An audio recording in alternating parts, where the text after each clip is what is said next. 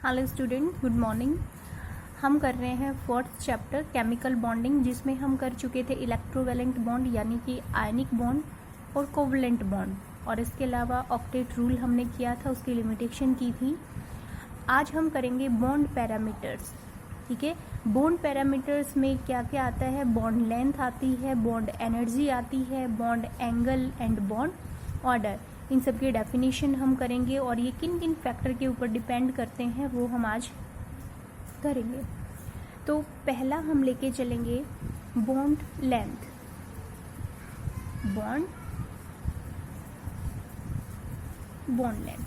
Bond length क्या होता है? It is the internuclear distance between two covalently bonded similar atoms, यानी कि कोई भी दो सिमिलर एटम है। अब फॉर एग्जांपल जैसे कि हाइड्रोजन एंड हाइड्रोजन लगा लिया हमने। ठीक है, अब ये कोवलेंटली बॉन्डेड हैं, एक दूसरे के साथ बॉन्डेड हैं, कोवलेंट बॉन्ड बनाते हैं। तो इनका जो इंटर न्यूक्लियर डिस्टेंस होगा, यानी कि न्यूक्लियस से न्यूक्लियस तक का जो डिस्टेंस होगा, उसको हम नाम देते हैं बॉन्ड लेंथ। क्लियर हो गया? क्या होता है bond length? The inter nuclear distance between two covalently bonded similar atom. ठीक है, वो होगा बॉन्ड लेंथ। अब ये किस किस फैक्टर के ऊपर डिपेंड करता है वो हमने करना है। तो देखो बेटा, आपने सुना होगा, हम लिख देते हैं factors on which bond length depend. First आ जाएगा कि एक होता है सिंगल बॉन्ड, एक होता है डबल बॉन्ड और एक होता है ट्रिपल बॉन्ड। सिंगल बॉन्ड ही हो गया, डबल बॉन्ड और फिर ट्रिपल बॉन्ड। ठीक है, अब मान लिया एक इतनी बड़ी एक रस्सी है, ठीक है, उसकी लेंथ इतनी हो जाएगी। अब इसी को हम डबल फोल्ड कर दें तो इसकी लेंथ छोटी होगी, और इसी को अगर 3 बार अगर हम फोल्ड कर दें तो क्या होगा? लेंथ और भी छोटी हो जाएगी। तो जो सिंगल बॉन्ड होता है वहाँ पे बॉन्ड लेंथ ज़्यादा बड़ी होगी, डबल बॉन्ड की बॉन्ड लेंथ छोटी होगी, ट्रिपल बॉन्ड की बॉन्ड लेंथ और भी छोटी हो जाती है। तो इस फैक्टर को हम नाम देंगे मल्टीप्लिसिटी ऑफ बॉन्ड। क्या नाम देंगे हम? Multiplicity of bond. Multiplicity of bond, अगर सिंगल बॉन्ड है तो बॉन्ड लेंथ बड़ी है, डबल है तो छोटी है, यानी कि जैसे जैसे वो मल्टीप्लिसिटी हो जाएगी, बॉन्ड की अमाउंट जो है वो बढ़ती जाएगी, बॉन्ड लेंथ छोटी होती जाएगी। क्लियर? तो यहाँ पे हम क्या लिखेंगे? Multiplicity of a bond is inversely proportional to bond length. Clear हो गया? अब हम करते हैं इसी का सेकंड पॉइंट। ठीक है, अगर एटम का साइज बड़ा है तो बॉन्ड लेंथ भी बड़ी होगी।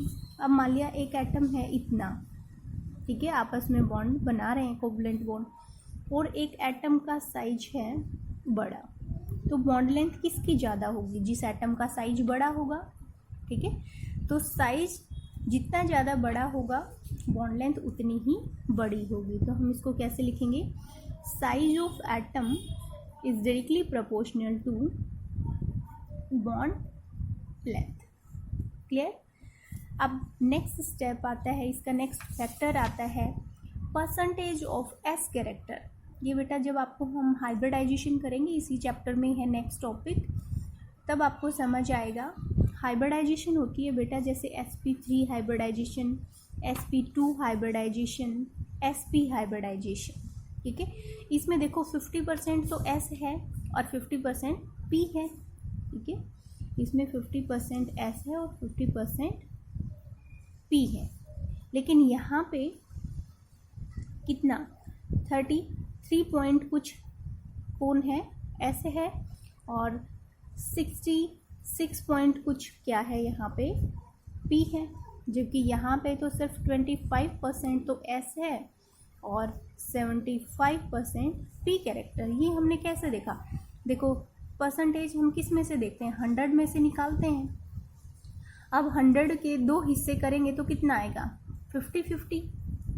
अब यहाँ पे देखो 100 के हमने 3 हिस्से करने हैं, जिसमें एक हिस्से में क्या है? सिर्फ एस है और 2 हिस्से में क्या है ये, तो कितना हुआ, ये तो 33 पॉइंट कुछ होगा। अब इसमें देखो 3 पी और 1 एस, 4 हो गए, 4 हिस्से करने हैं तो 4 हिस्से में 25 25 25 और 25 ऐसे ही करते हैं ना हम हिस्से। अगर हम 100 को 4 से डिवाइड करें तो 25 ही आएगा, जिसमें से 3 हिस्से किसके हैं, पी के। तो देखो पी कितना हो गया, 75%। क्लियर। तो इसने क्या बोला है कि जितना ज़्यादा एस कैरेक्टर होगा, जितना ज़्यादा एस कैरेक्टर होगा बॉन्ड लेंथ उतनी ही छोटी हो जाएगी।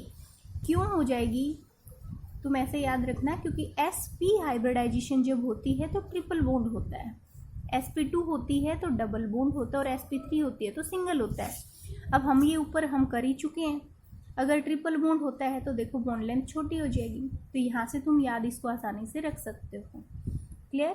तो ये हो गया अपना bond length. Second bond parameter आता है बेटा बॉन्ड एनर्जी। सेकेंड पैरामीटर है अपना बॉन्ड एनर्जी। ठीक है। 1 मोल ऑफ पर्टिकुलर बॉन्ड को तोड़ने के लिए जितनी अमाउंट में एनर्जी चाहिए उसको हम क्या नाम देते हैं, बॉन्ड एनर्जी। देखो हम स्टार्टिंग में H2 लेके चले थे, H के बीच में बॉन्ड था, हाइड्रोजन हाइड्रोजन के बीच में। तो इस बॉन्ड को तोड़ने के लिए जो अमाउंट की एनर्जी हमें रिक्वायर होगी, the amount of energy required to break 1 mole of bond is known as bond energy. जैसे कि H2 को तोड़ने के लिए हमें 436 किलो जूल पर मोल एनर्जी चाहिए होती है। ये आपको याद करने की ज़रूरत नहीं है, सिर्फ ध्यान रखना कि बॉन्ड एनर्जी होती क्या है। तो बॉन्ड एनर्जी क्या होगी, the amount of energy required to break 1 mole of bond. Clear. Third parameter आता है अपना bond angle. Bond angle, bond angle क्या होता है, the angle present between the lines representing the direction of bond. जिस direction में bond बना हुआ है उन दो के बीच में जो एंगल होता है उसको हम नाम देंगे बॉन्ड एंगल। ठीक है। अब जैसे कि for example BeF2 beryllium difluoride ये है, तो इसको अगर बनाएंगे तो हम ऐसे बनेगा ये। तो देख एक बॉन्ड ये हो गया, एक बॉन्ड ये हो गया, इन दोनों के बीच का जो एंगल होगा वो क्या होगा, बॉन्ड एंगल। ठीक है। The angle present between the lines representing the direction of bond. ठीक है, आप साथ साथ नोट कर सकते हो, मैं बोल रही हूँ the angle present between the lines representing the direction of bond is known as bond angle. And last है इसमें बॉन्ड ऑर्डर। ठीक है। बॉन्ड ऑर्डर क्या होता है कि कोई भी मॉलिक्यूल, कोई भी कंपाउंड जितने नंबर ऑफ बॉन्ड बनाएगा उसको हम नाम देंगे bond order. The number of electron pairs are present between 2 atoms. Electron pairs का मतलब, इलेक्ट्रॉन पेयर क्या बनाते हैं, बॉन्ड बनाते हैं, तो ये इलेक्ट्रॉन पेयर भी हम बोल सकते हैं उसको, और बॉन्ड भी नाम दे सकते हैं। फॉर एग्जांपल जैसे कि O2 है, ये हमें पता है कि डबल बॉन्ड बनाएगा तो हम क्या बोलेंगे, इसका बॉन्ड ऑर्डर कितना है 2, यहाँ पे बॉन्ड ऑर्डर कितना है 1, यहाँ पे बॉन्ड ऑर्डर कितना है 2। तो यानी कि जितने नंबर ऑफ बॉन्ड बनेंगे उसको हम क्या नाम देंगे, बॉन्ड ऑर्डर नाम देंगे। क्लियर बेटा। तो देखो हमने बॉन्ड पैरामीटर कौन कौन से पढ़े, बॉन्ड लेंथ पढ़ा हमने, बॉन्ड एनर्जी हमने पढ़ा, बॉन्ड एंगल हमने पढ़ा और बॉन्ड ऑर्डर हमने पढ़ा। ये 4 पैरामीटर हैं जिसमें हमने इसके फैक्टर हम कर चुके हैं। अब हम करेंगे इसके फैक्टर। इन दोनों के कोई फैक्टर नहीं होते, ये जस्ट डेफिनेशन हमें याद करनी है। बॉन्ड एनर्जी किन किन फैक्टर के ऊपर डिपेंड करती है। तो पहला आ जाएगा साइज। अब एक एटम है, इनका साइज इतना है, दूसरे का इतना है। ये तो हमें पता चल गया कि देखो बॉन्ड लेंथ इसकी बड़ी है, इसकी छोटी है। अब तुम्हें कोई बोला जाए तुम्हें कि जैसे एक तो इस पेन को तोड़ना है, क्लियर, और एक तुम्हें इसी पेन का इतना सा हिस्सा दे, तो कौन सा जल्दी तोड़ सकते हो तुम? ये पूरा पेन जो है इसको हाफ तोड़ सकते हो इजीली, जबकि इसको तुम्हें तोड़ने में क्या होगी, मुश्किल होगी। ठीक है, तो जितनी बड़ी बॉन्ड लेंथ होगी उसको हम आसानी से तोड़ सकते हैं। जितना बड़ा बॉन्ड लेंथ होगा उसको हम आसानी से तोड़ सकते हैं। ठीक है, तो क्या होगा, bond energy is inversely proportional to, देखो बॉन्ड एनर्जी किस में ज़्यादा लगेगी, जिसकी बॉन्ड लेंथ छोटी होगी। ठीक है, bond length, okay sorry, directly proportional. अगर देखो बॉन्ड लेंथ अगर छोटी है तो उसको तोड़ने के लिए ज़्यादा एनर्जी की जरूरत पड़ेगी।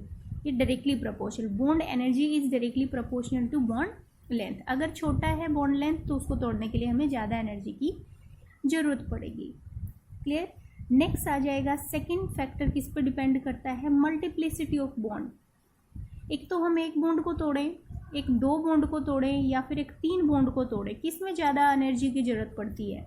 तीन बॉन्ड को तोड़ने के लिए हमें ज़्यादा एनर्जी की जरूरत पड़ेगी। क्लियर। तो यहाँ पे जैसे जैसे मल्टीप्लिसिटी बढ़ती जाएगी बॉन्ड एनर्जी भी बढ़ती जाएगी। क्लियर। और नेक्स्ट आता है, इसमें लास्ट है presence of lone pair. Presence of lone pair का मतलब देखो यहाँ पे बेटा कार्बन है, ठीक है, यहाँ पे कार्बन है, इसके पास कोई लोन पेयर नहीं है यहाँ पे। ठीक है, ओके, यहाँ पे नाइट्रोजन, नाइट्रोजन इसके पास एक लोन पेयर है, इसके पास भी एक लोन पेयर है। ऑक्सीजन, ऑक्सीजन का अगर हम करें तो इसके पास यहाँ पे कितने लोन पेयर हैं? दो लोन पेयर हैं। देखो यहाँ पे कार्बन ने बॉन्ड बना लिया, लेकिन इसके पास लोन पेयर का मतलब यहाँ पे इसके पास कोई इलेक्ट्रॉन नहीं है यहाँ पे एक्स्ट्रा। इसके पास दो इलेक्ट्रॉन यहाँ है, दो इलेक्ट्रॉन यहाँ है, इसको बोलेंगे हम इलेक्ट्रॉन पेयर। यहाँ पे इसके पास दो इलेक्ट्रॉन पेयर हैं, एक पेयर ये हो गया, एक पेयर ये हो गया। ठीक है, तो पूछा जाए कि किस में ज़्यादा एनर्जी की जरूरत पड़ेगी, तो देखो बेटा हमें पता है जो इलेक्ट्रॉन है, इलेक्ट्रॉन वो एक दूसरे को क्या करते हैं, रिपेल करते हैं। ये इसको इधर रिपेल करेगा, ये इसको इधर रिपेल करेगा। ठीक है, ये यानी कि ये इसको इधर धकेल रहा है और ये वाले जो इलेक्ट्रॉन हैं ये इनको इधर धकेल रहे हैं, तो बॉन्ड तो वैसे ही वीक हो जाएगा, तो जिसको तोड़ने के लिए हमें कम एनर्जी की ज़रूरत पड़ेगी। तो अगर लोन पेयर प्रेजेंट है तो बॉन्ड वीक हो जाता है, जिसको तोड़ने के लिए हमें कम एनर्जी की ज़रूरत पड़ेगी। क्लियर। तो ये था आज का अपना टॉपिक, इसको तुमने अच्छे से करना है, नोट्स बनाने हैं। ठीक है, इसके नोट्स मैं साथ में भेज देती हूँ। ओके।